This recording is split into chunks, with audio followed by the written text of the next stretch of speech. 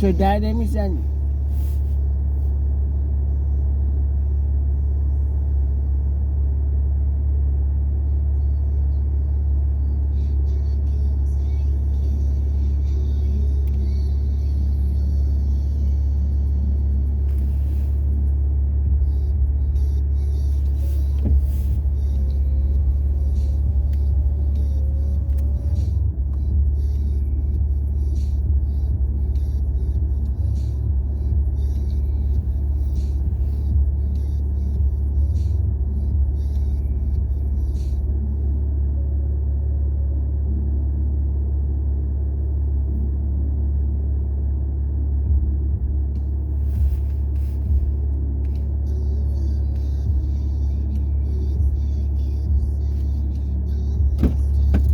این چیه خریدی؟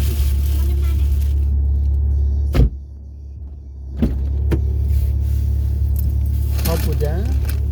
نه مامانم بیدار بود. نیکه چی؟ نیکه رو نمیدونم ندیدم.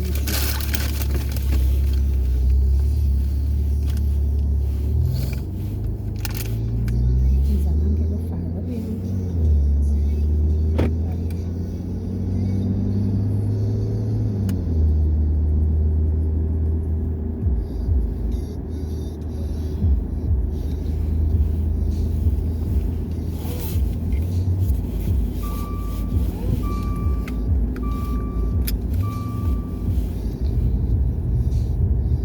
خیابون پیدا کردم پشت چیز تمام خونه بزرگ و مادرن و گیتد داره.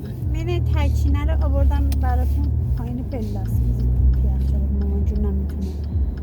من سر کوچه جونم با محمد رضا.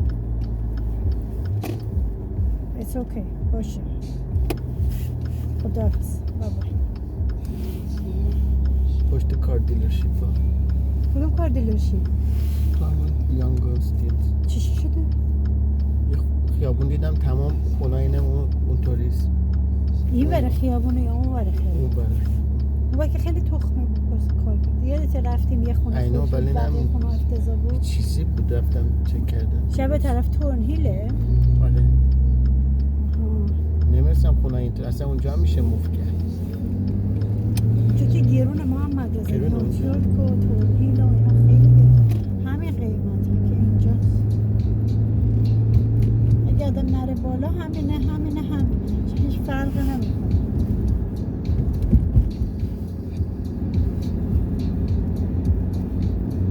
جایی باید آدم بگرده خونش تمیز و قشنگ باشه، نور خوب باشه.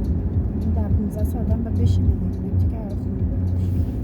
این همینجا که الان 10 سال میشه. آره دیگه 15 سال بعد دانسایز کنید تو آره it's نرسینگ not هوم. easy. بعد 15 سال میشه 70 سال دیگه 15 سال دیگه. نرسینگ هوم. نه بعد میشه 70 سال نرسینگ هوم. 15 سال دیگه. 65 میشه. الان مگه رویا رفته نرسینگ هوم هر روز بره جوالری بگیره؟ کوکو داره. واسهش ناراحت نباش. من فکر کنم مامان تو 3-4 میلیون دلار فقط جوالری داره، همونا رو بفروشه میتونه یه هاوس بهش بگیره برای خودش. تو تا